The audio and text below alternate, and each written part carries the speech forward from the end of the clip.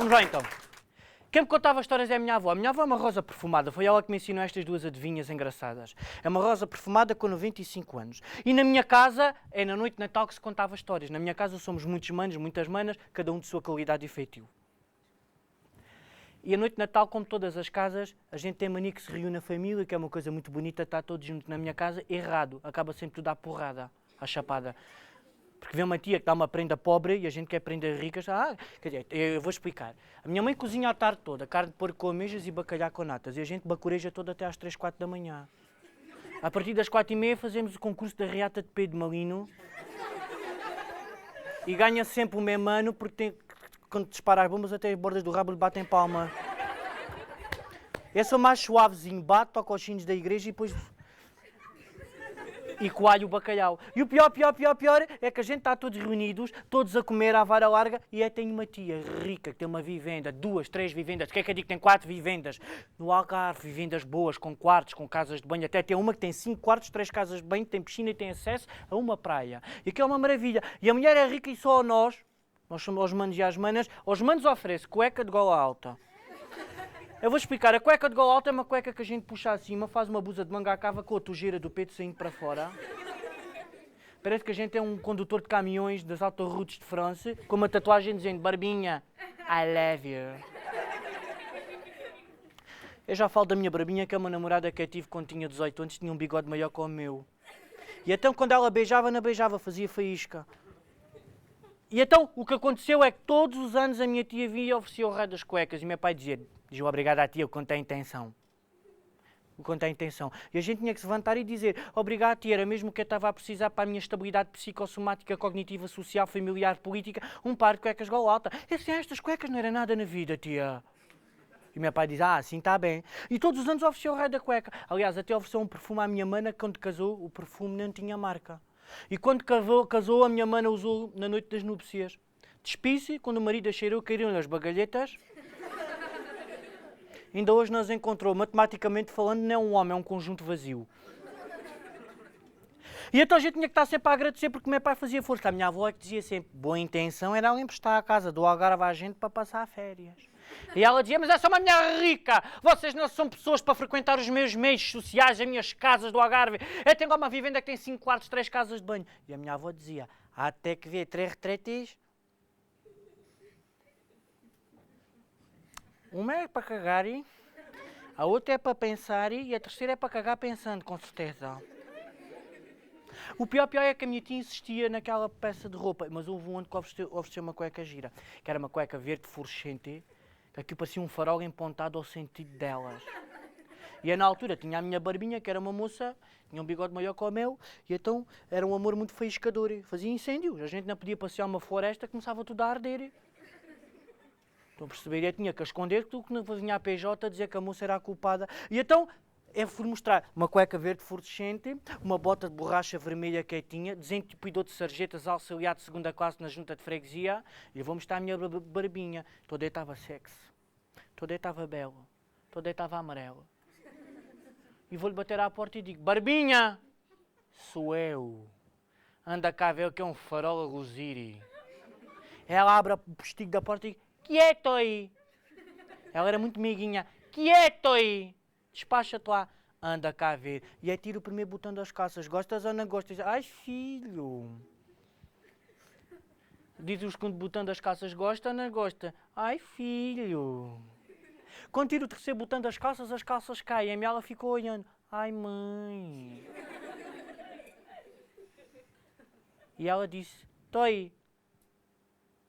Andas a fazer a campanha do Pirilampo Mágico este ano. Com essas cuecas parece uma alface ambulante. Não sei se és homem, se és uma salada em pessoa. E a minha avó, para acalmar os nervos, é que contava histórias nessas noites, porque a gente, um homem toda a vida a receber cuecas, não podia gostar de matina, não conseguia mostrar afeto. E a vontade que dava era dar logo duas... daquelas punhadas nas ventas, que os dentes vão do lado esquerdo para o lado direito, quando vão para o lado direito, um gajo dá do lado direito, depois vão para o lado esquerdo, depois espeta-lhe um nariz, ela dá um triplo mortal à retaguarda, cai no chão, uma pesada na barriga, ela vem para a frente, dá-lhe uma cotovada na cabeça, cai. E a gente depois no fim pergunta, tá tia, tudo bem? Dói?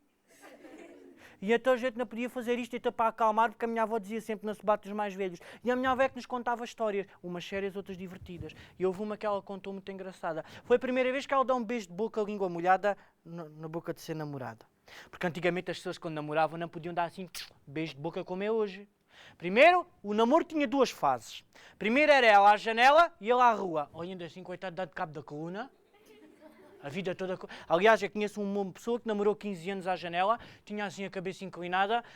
Quando foi ao altar, o padre perguntou: aceitas casar com ela na doença, na saúde e na pouca vergonha? Ele não conseguia voltar a cabeça para baixo. E o padre pegava-lhe na cabeça e fazia-lhe assim: aceita? Sim! Pum! A primeira fase era ela à janela e ele à porta. A segunda fase, quando o pai autorizava o namoro, era os dois à porta, mas sempre com a avó sentada na cadeira de baús, pegada a medir. Não fosse aquilo os calores a subir. E um dia o pai vai ensaiar com o rancho coral e diz: filha, o pai vai ensaiar. Deus me abençoe, Senhor meu pai. E o pai respondeu: abençoada sejas tu e que Deus nosso Senhor te desvie dos caminhos da maldição e da perdição. E ela disse: amém. E o pai: amém, amém, amor. Ui. E o pai foi. E a moça voltou-se para ele e disse: Chico, que era a minha avó, isto hoje dá para a gente dar uns beijos. Porque o namorado era assim meio aparvatado, não conseguia lhe dar alcance. Estava-lhe sempre dizendo, quando ela dizia: gostas de mim? Ele dizia: ui. Queres-me beijar? Queres-me tocar? Então não me queres debulhar? Tu não sabes dizer mais nada! Tu não queres dar um beijo na boca à palpação do material? E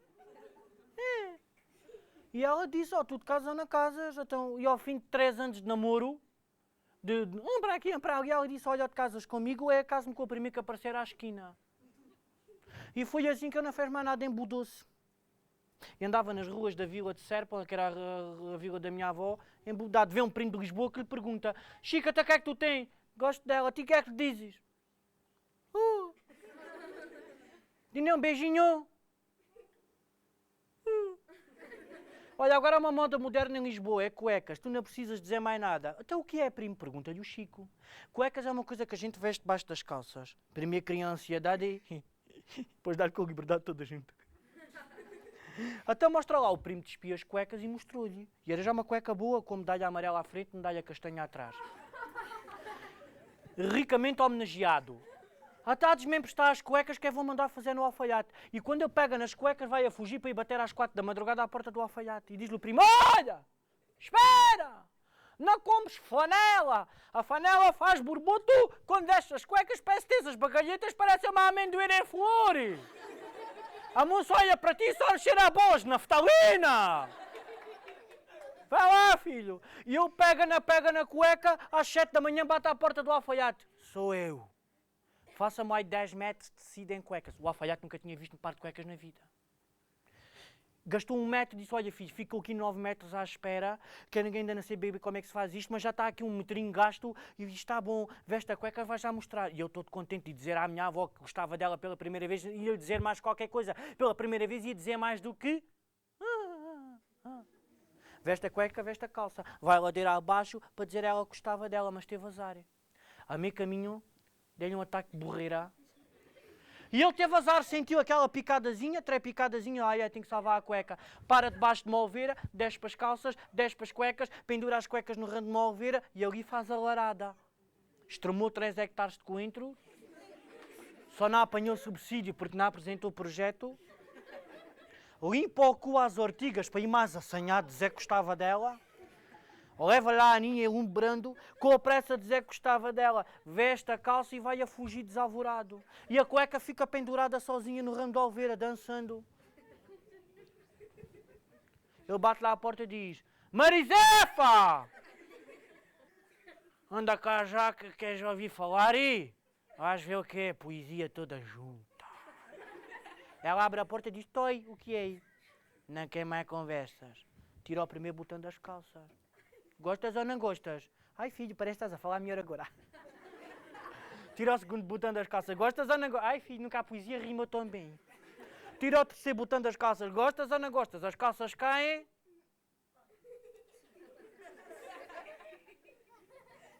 E ela respondeu: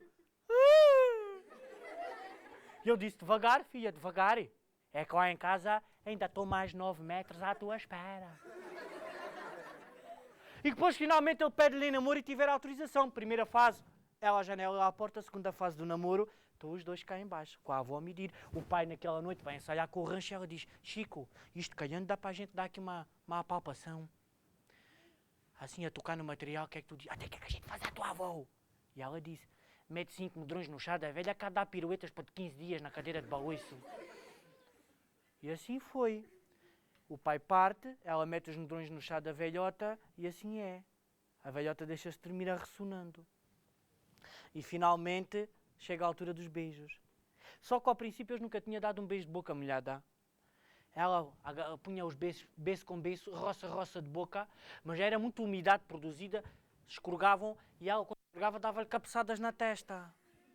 Ao fim da 17ª cabeçada, ele diz, Marisefa, eu já não sei se é o amor a crescer, se é um hematoma que me cresce na testa.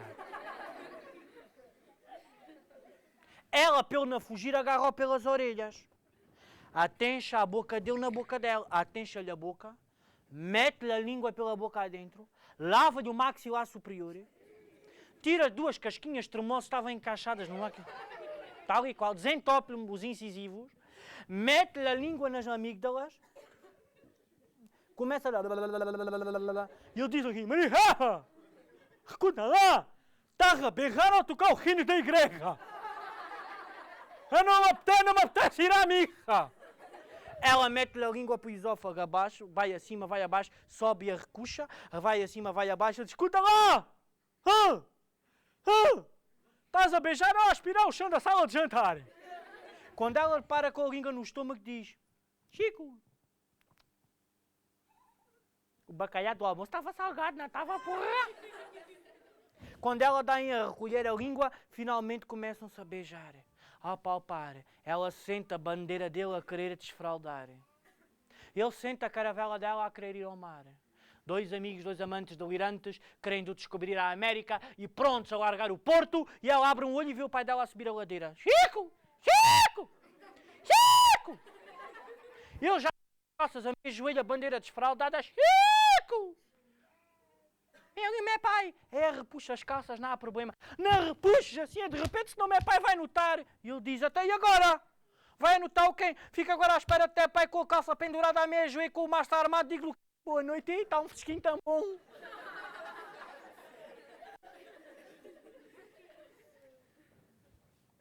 Eu vou-te a destrajar. E ela tira-lhe o chapéu da aba larga que se usava antigamente e pendura o chapéu nas vergonhas dele. E ele ali está. Calça pendurada com o chapéu pendurado também no mastro. O pai vem montado na floxera. Começa a olhar para aquilo, está o outro, parecia que estava em dia de juramento de bandeira. Na parada. E o pai diz-lhe assim, então, boa noite. Boa noite, não é pai? Deus te abençoe. Amém, amém, amor. Ui.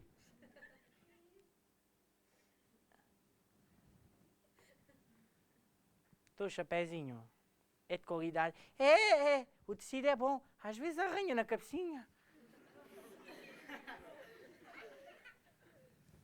Então e quanto é que custou o chapéu? Custou 2 tostões. 2 tostões. Saíste o negócio barato. Pagaste 2 tostões e trouxeste o cabide atrás e tudo. E era assim que se namorava a antiga. Conta à minha avó que as coisas mais engraçadas que lhe contou passou-se com uma prima dela.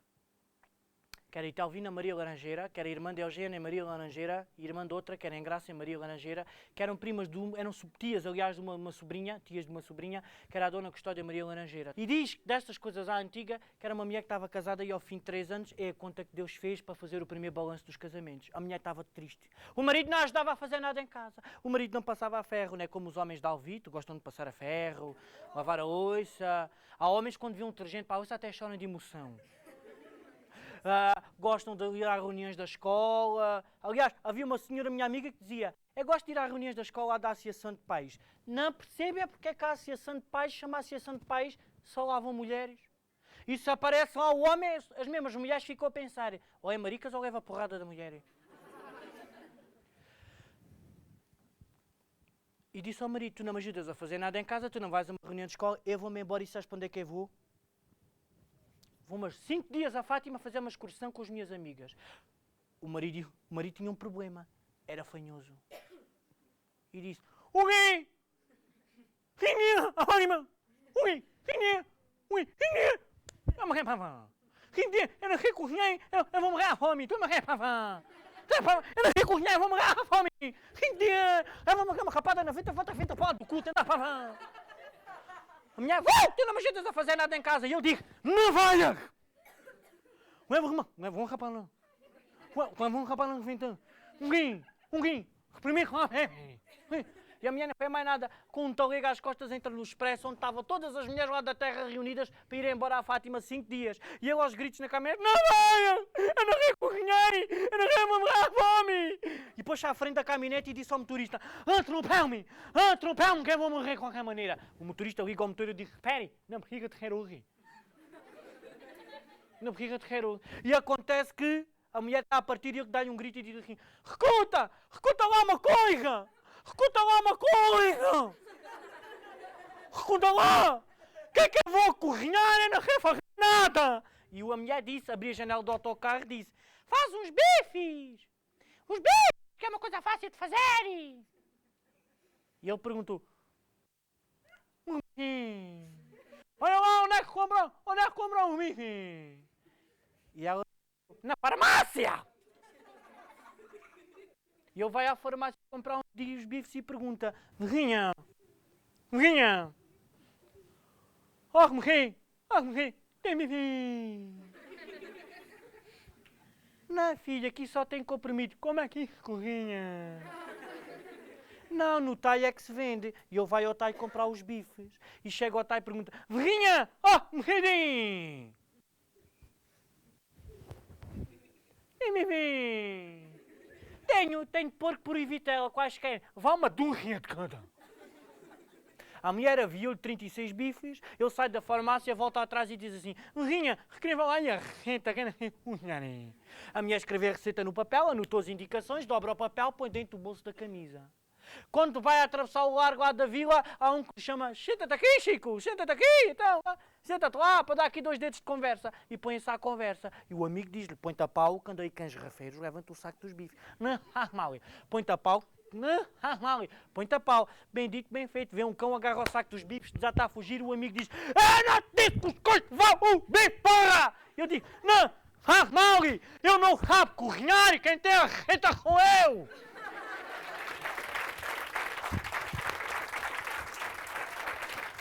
Bem, queridos amigos, então, como estava a dizer, a minha avó contava estas histórias divertidas que lhe contavam a ela. Mas também depois contava contos. O conto mais engraçado que ela me contou passou-se com o padre da paróquia dela, que era um padre muito garganeiro. Espero, para quem não aqui, filma aqui. Para quem não sabe, garganeiro aqui no Alentejo é uma pessoa muito gulosa, assim, garganeirona, tá? Então o padre era muito garganeiro. E 3 em 3 dias tinha um empregado em casa, um cozinheiro, o cozinheiro despedia-se, porque o padre, tudo o que era cozinhado não era partilhado e o padre ainda por cima não pagava. Havia um rapaz que era meio aparvatado, que foi à procura do emprego, porque o padre, de 3 em 3 dias, punha assim um anúncio na porta da sua casa. A casa era cá em baixo e a igreja era lá em cima. Do mesmo modo de rua, era só subir e descer, descer e subir e descer. E pôs um anúncio na porta da sua casa que dizia: cozinheira precisa ser na casa do senhor. Tem de que saber cozinhar 3 pratos. Perna de barriga assada no forno, galinha acerejada e bacalhau cozido regada com azeite especial, elaborado por uma senhora que vai à missa todos os dias. Até o padre dizia que o azeite parece que tinha a mão do Deus Nosso Senhor Criador lá no meio das azeitonas das oliveiras, que aquilo era um... Havia um rapaz que era meio aparvatado, tinha folga na direção. E então o padre pôs o anúncio e o rapaz vai à procura do emprego e o padre diz que o aceitava. Sabeis cozinhar perna de borrego assada no forno, meu filho? Até as 4 pernas do borrego ponha lá dentro. Sabeis cozinhar galinha assada no forno? Vai com penas e sem penas. Sabeis cozer bacalhau? Mesmo eu vou pescar à barragem. O padre aceitou e disse. E o rapaz perguntou-lhe. E o padre, diz, meu filho. Diz, meu filho. Tidarame. Diz, carcanholi. Pilim, pilim. Darjan, darjan, money, money. Diz, meu filho. Está lá a merda, quanto é que tu pagas? Meu filho, na casa do emissário do Senhor não se fala de bens materiais. Trabalha bem que serás recompensada com lugar no paraíso celestial. Amém, amém, amor. Ui. E então o rapaz foi aceito, pensava que se trabalhasse bem, que ao fim de 3 dias o padre lhe pagava. O primeiro dia faz a perna de borrega assada no forno, o padre vê ao meio-dia e meia da igreja, senta-se, está à mesa posta, 2 pratos, uma travessa, uma garrafa de vinho com 2 copos. O padre, o qual começa a comer, quando o rapaz vai jogar a mão à perna de borrega, o padre diz: vai de reto, Satanás. E o rapaz vem-se esfomeado e diz: então, senhor padre, a perna de borrego está boa? Ai, meu filho, parece que a luz do senhor está dentro desta perna. Diga lá ao senhor para acender as lâmpadas cá deste lado, que é tão farto estar às escuras. No outro dia fez a galinha, apanha a galinha, mata a galinha, ferve a galinha, depena a galinha, põe a galinha a assar no forno. Mas a fome já era tanta, cada vez que abria a porta do forno, parece que ele via a galinha, com os olhos já não via bem, e parece que ele via a galinha com o pescoço levantado a dizer: vem comer. E ele fechava a porta do forno e dizia: ai mãe, é o diabo que está lá dentro, é o cornudo, é o chifrudo, é o rameiro. Mas cada vez que abria a porta do forno para picar a galinha, a ver se estava boa, a galinha fazia: vem comer. A fome era tanta que ele não se aguentou. Pega numa faca, corta a perna da galinha, come a perna da galinha e no lugar da perna da galinha põe uma batata para disfarçar. O padre vem da missa, está a galinha posta em cima de uma travessa em cima da mesa, com a perna levantada e com a batata no outro lado. O padre diz: meu filho, não me mintas. Esta galinha não está boa. Eu, tá.